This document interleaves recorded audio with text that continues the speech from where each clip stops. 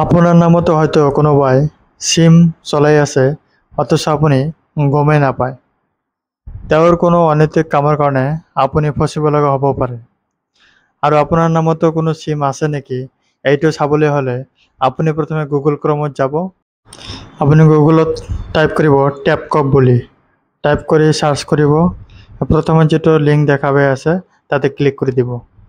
ইয়াতে ক্লিক কৰাৰ লগে লগে নতুন এটা ইন্টাৰফেস খোল খাব।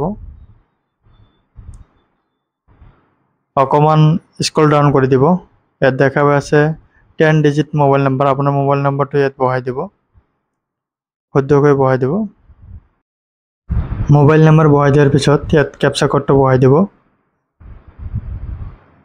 ক্যাপচা কোড বহাই দি ভ্যালিডেট ক্যাপচাত ক্লিক কৰি দিব। ক্লিক কৰাৰ লগে লগে আপোনাৰ মোবাইলত এটা OTP গুচি যাব আৰু এই OTPটো OTP বক্সত বহাই দিব।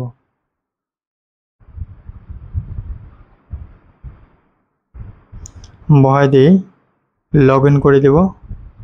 লগইন কৰাৰ লগে লগে নতুন এটা ইন্টাৰফেস খোল খাব। ইয়াত দেখা পাই আছে কেৱল এটা নাম্বাৰ আছে আৰু যেহেতু মোৰ নামত বেলেগ কোনো নাম্বাৰ নাই সেইকাৰণে ইয়াত শো কৰা নাই।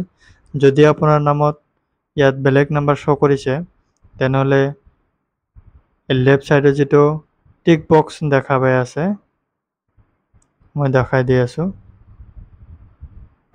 এই টিক বক্সত আপুনি ক্লিক কৰি দি ৰাইট সাইড দেখা পাই আছে নট মাই নাম্বাৰ, ইয়াতে ক্লিক কৰি ৰিপোৰ্টত ক্লিক কৰি দিব। ক্লিক কৰি দিয়াৰ লগে লগে এই নম্বৰটো ইনভ্যালিড হৈ যাব।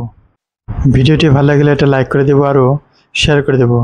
আৰু এনেকুৱা ভিডিও পাবলৈ পেজটো ফলো কৰি দিব। আৰু যদি ইউটিউবত চাই আছে তেনেহলে চ্যানেলটি সাবস্ক্ৰাইব কৰি দিব। ধন্যবাদ।